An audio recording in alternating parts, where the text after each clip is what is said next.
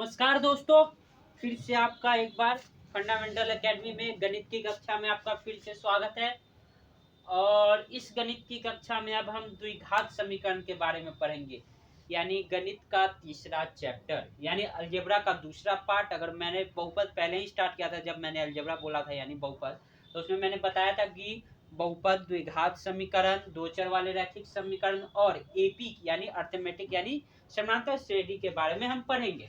तो अलजेब्रा का दूसरा चैप्टर और द्विघात समीकरण, इससे पहले हमने द्विघात बहुपद और बहुपद चैप्टर खत्म किया था, जिसमें हमने द्विघात बहुपद और त्रिघात बहुपद के बारे में पढ़ा था। उससे रिलेटेड यानी द्विघात बहुपद से ही संबंधित है द्विघात समीकरण। समीकरण है यानी इसके दोनों साइड होगा बराबर होगा, इसमें एक साइड जीरो, तो इसका समीकरण का मूल रूप होता है। अब देखिए, अब हम इससे आगे थोड़ा पढ़ते हैं। हम इसको बहुपद के साथ ही, द्विघात बहुपद के साथ ही रिलेट करके पढ़ेंगे तो काफी आसानी हमें होगी। देखिए, समीकरण का रूप X square plus B X plus C बराबर जीरो। याद रखिएगा, बहुपद में, द्विघात बहुपद में मैं जीरो नहीं लगाता था।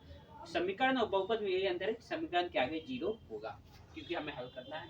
जब शून्यक निकालते थे बहुपद में, तब हम उसे जीरो के बराबर करते थे, लेकिन समीकरण में पहले ही जीरो है। इसमें भी मूलों की संख्या दो होगी, एक मूल, या तो आप इसको कर सकते हैं x1 और x2। x का वैल्यू जो निकालते हैं उसे, उसका मूलों की संख्या यानी हल करते हैं। अब देखिए, अब नया इसमें स्टार्ट होगा द्विघात समीकरण। जो नया दो बातें हैं, नई जो बातें हैं वो हम सीखेंगे।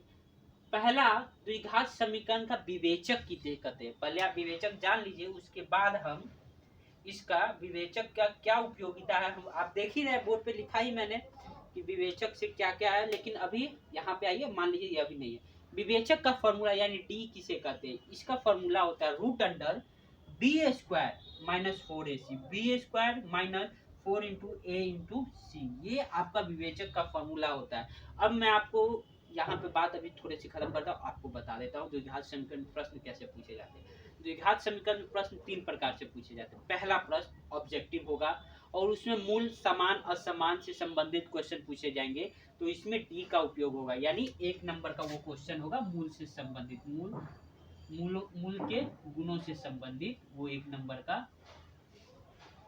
गुणों से संबंधित सवाल होता है। फिर अगर ये ऐसा चैप्टर है जिसमें 1 नंबर, 2 नंबर, 5 नंबर सबसे सवाल पूछे, सब नंबर से पूछे जाएंगे।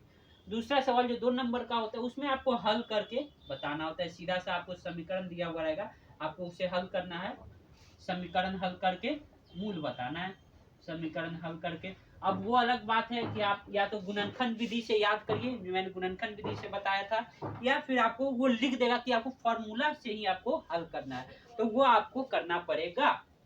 नहीं तो आपको मार्क्स, 2 नंबर के मार्क्स में आपको मिलेंगे नहीं। या तो 2 नंबर में अगर टीचर लिबरल होगा यानी थोड़ा नरम होगा तो आपको 1 मार्क्स दे देगा, अगर वो बहुत ही कठोर होगा तो आपको मार्क्स देगा।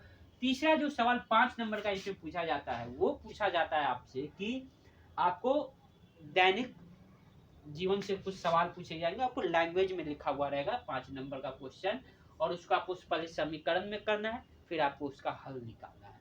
तो चलिए हम शुरू करते हैं। पहला, मूलों के गुणों से संबंधित का सारा क्वेश्चन लगभग अगर दिया जाए तो अधिकतर क्वेश्चन यहाँ से बन जाएगा।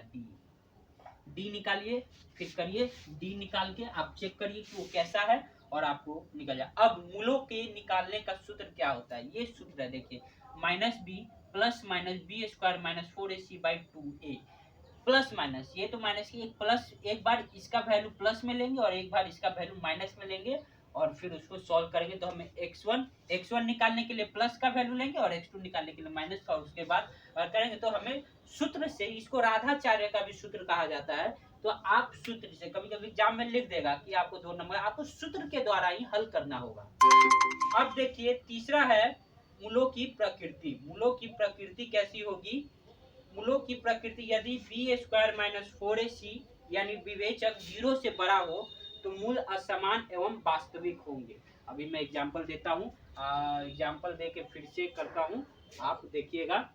फिर अगर यदि बी स्क्वायर माइनस 4ac बराबर 0 यानी मूल, अगर बी स्क्वायर माइनस 4ac बराबर 0 हो तो मूल समान होंगे, यानी x1 और x2 दोनों समान होंगे और वास्तविक होंगे। यानी यहाँ फिर से देखिए, मूल अगर बड़ा हो गया तो असमान होंगे, कोई एक होगा तो कोई दो होगा, लेकिन दोनों अलग अलग होंगे और वास्तविक होंगे। यदि बी स्क्वायर माइनस 4ac बराबर मूल समान होंगे, अगर जीरो हो गया यानी विवेचक जीरो हो गया तो मूल तो समान होंगे। अगर पहला मूल्य x है तो दूसरा मूल्य भी x, यानी अगर पहला मूल्य 1 है तो दूसरा मूल्य भी 1 ही होगा, और वो वास्तविक होंगे यानी रियल नंबर होंगे। तीसरा, यदि b square minus 4ac less than zero, यानी जीरो के इससे कम होगा तो मूल असमान तो होंगे लेकिन अवास्तविक होंगे, यानी वो इसमें इमेजिनरी नंबर लगेगा। अब क्यों लगता है मैं आपको यहीं पे बता देता हूँ। देखिए, अगर ये जीरो है तो ये पार्ट रूट के अंदर आ जाएगा। अभी तक आपने सीखा नहीं है कि रूट 5 का वर्गमूल क्या होता है। रूट 5 का वर्गमूल रियल नंबर में एग्जिस्ट ही नहीं करता है, इसको अवास्तविक यानी कॉम्प्लेक्स नंबर में पढ़ते हैं, इसी कारण बोला है। अब -5 का आप वर्गमूल निकाल ही नहीं पाएंगे तो आप क्या मूल घंटा निकाल पाएंगे? नहीं निकाल पाएंगे। तो इसी कारण इसको क्या कहते हैं? अवास्तविक होते हैं, और इसी कारण हम इसको ऐसे करते हैं कि अवास्तविक है। अब हम एग्जाम्पल देते हैं। फॉर्मूला है समीकरण का, ये मूल कोई संख्या 2, विवेचक का फॉर्मूला ये, सूत्र निकालने का फॉर्मूला ये, और इसके बाद अब सूत्र मूलों का निकालने का दो तरीका, एक गुणनखंड विधि, मैं वो भी बताऊंगा। अब देखिए, जैसे इसमें हमने एक एग्जाम्पल लिया है बी स्क्वायर माइनस 4ac बराबर 0 का, तो हम पहले चेक करेंगे इसका विवेचक क्या होगा। यहाँ पे हम चेक करेंगे हर कंडीशन का। यहाँ पे पहला कंडीशन है, यहाँ पे ए कितना है 1, बी कितना है यानी 5, और सी कितना है 6। अब हमें क्या निकालना है? डी निकालना है, यानी डी, तो root under B square minus 4ac करिए, कितना है? b बराबर 5 25 माइनस 4 गुने 6 गुने a का वैल्यू 1, ये आ गया 25 माइनस 24 बराबर 1 रूट अंडर 1 का वैल्यू 1, यानी d क्या है? 1 है, 0 से बड़ा है, इसी कारण इसके जो मूल होंगे वो समान होंगे और वास्तविक होंगे। ठीक है, तो अब हम इसका दोनों तरीके से मैं मूल निकालता हूँ। पहला है गुणनखंड विधि और उसके बाद फॉर्मूला वाला विधि। d हम यहाँ लिख लेते हैं, इसका d 1 है।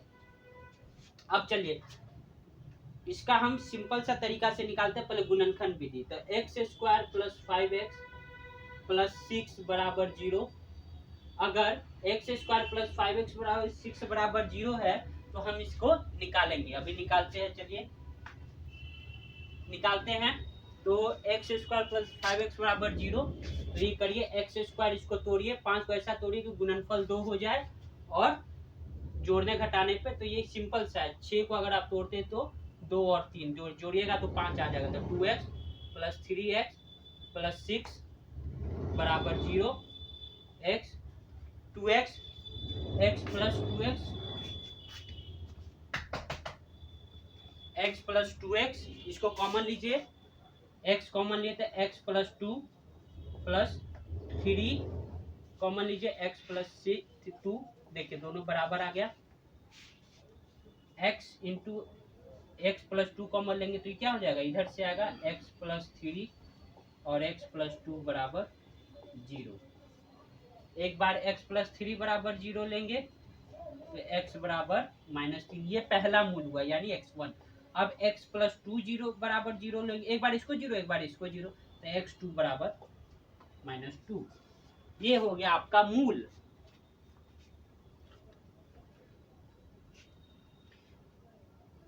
ये हो गया आपका मूल, ये गुणनखंड विधि द्वारा हमने निकाला। अब हम फॉर्मूला के द्वारा भी हम निकालते हैं। फॉर्मूला के द्वारा कैसे निकालते हैं हम ये भी देखेंगे। तो ये तो आपने लिख लिया, तो इसके द्वारा अब चलिए देखिए, दोनों मूल अलग अलग, एक -3 है एक -2 है। मैंने आपको पहले ही कहा था वो वास्तविक है, -3 भी एक रियल नंबर, -2 भी एक रियल नंबर है। ये तो गुणनखंड था। अब विवेचक द्वारा हम निकालते हैं फॉर्मूला द्वारा। तो चलिए फॉर्मूला द्वारा कैसे निकलेगा, पहले ही मैंने आपको बता दिया था। इसका डी कितना है 1, तो चलिए बैठाते हैं। x1 बराबर क्या हो जाएगा? -b प्लस x1 के लिए प्लस लेते हैं d/2a, और x2 के लिए -b माइनस d/2a। x1 का वैल्यू कितना आ जाएगा देखिएगा, तो x1 बराबर -b का वैल्यू कितना है? b का वैल्यू कितना है? b का वैल्यू है 5, तो -5 माइनस रूट अंडर 1, ये सॉरी प्लस 1 बटा 2, a का वैल्यू 1 है, तो ये हो गया -5 प्लस 1 अब बटा 2, तो ये हो गया आपका -2। उसमें भी एक शून्य माइनस 2 आया था, आप देखिएगा वीडियो। अब x2 बराबर कितना हो गया, देखिए -5 -1/2, ये आ गया -6/2 -3। देखा, आप गुणनखंड करिए चाहे फॉर्मूला करिए, आपका आंसर सेम ही आएगा। लेकिन कभी कभी आपको ऐसा भी क्वेश्चन दे दिया जाता है कि आपको गुणन फॉर्मूला द्वारा ही निकालना है, तो आपको फॉर्मूला द्वारा ही निकालना पड़ेगा। पहले डी निकालिए, फिर आपको हल करना पड़ेगा। अब है दूसरा, यदि b² - 4ac बराबर 0 हो, तो देखिए पहले जो मैंने एग्जाम्पल लिया है उसका d सच में 0 है या कि नहीं। तो चलिए निकालते हैं। इसमें देखिए इसका a कितना है, a है 1, b कितना है -2 और c कितना है 1। तो क्या, चलिए निकालते हैं। इसका d हो जाएगा दूसरे केस का, केस नंबर 2 यह है। तो d निकालना है तो b² - 4ac।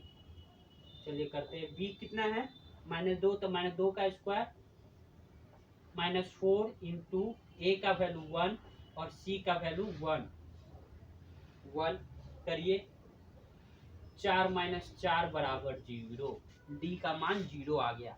यानी मूल इसका समान एवं वास्तविक होगा। अब समान होगा, मैं आपको ये निकालने वाला हूँ, दोनों तरीके से आपको बताऊंगा, फॉर्मूला के द्वारा भी और गुणनखंड विधि के द्वारा भी।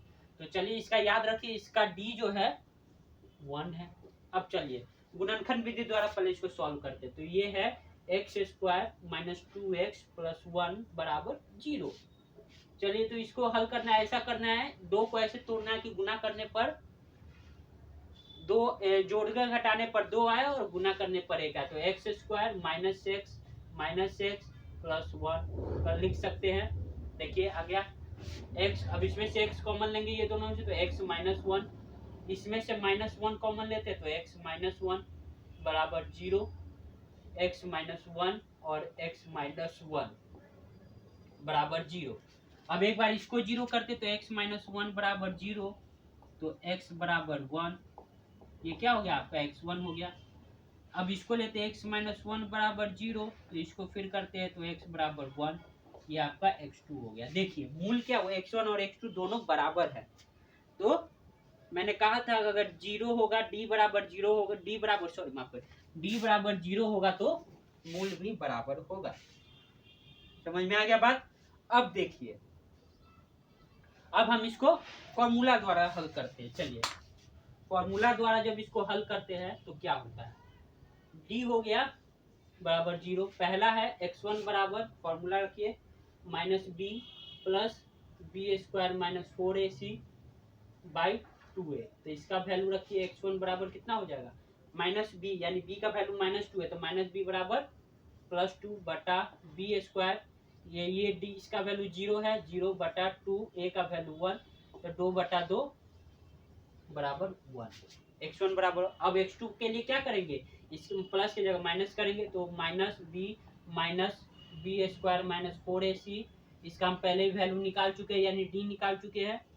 तो ये हो गया -2 - 0/2 गुने 1 बराबर -2/2, यानी -1। सॉरी माफ करिए, इसका ये 1, ये 2 माइनस, ये हो गया आपका 1।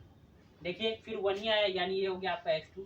तो मैंने क्या कहा कि आप गुणनखंड करिए या फॉर्मूला द्वारा निकालिए, आपके आंसर बिल्कुल ही सेम होंगे। तो ये आपका हो गया। अब हम क्या करेंगे, इसका निकालते हैं d, थर्ड वाले केस का, ठीक है। और देखिए इस केस में क्या है, दोनों मूल समान है, वास्तविक है और समान है। अब इसका d निकालते हैं,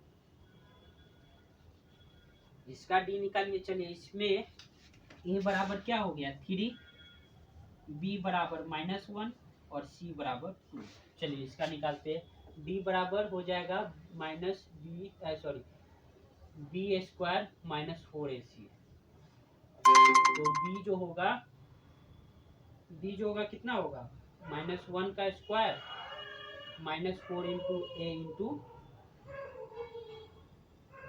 4, a जो होगा 3 होगा और c जो होगा सो 2 होगा।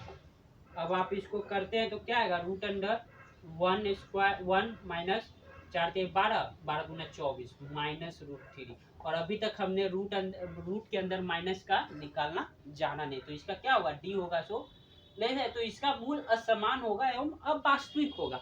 असमान मूल कैसे निकालेंगे वो 11वीं की कक्षा में पढ़ेंगे। तब तक के लिए अभी आप इसको रिवीजन करिए और अगले वीडियो में हम फिर से इससे संबंधित क्वेश्चन को सॉल्व करेंगे। तब तक के लिए जय हिंद, धन्यवाद।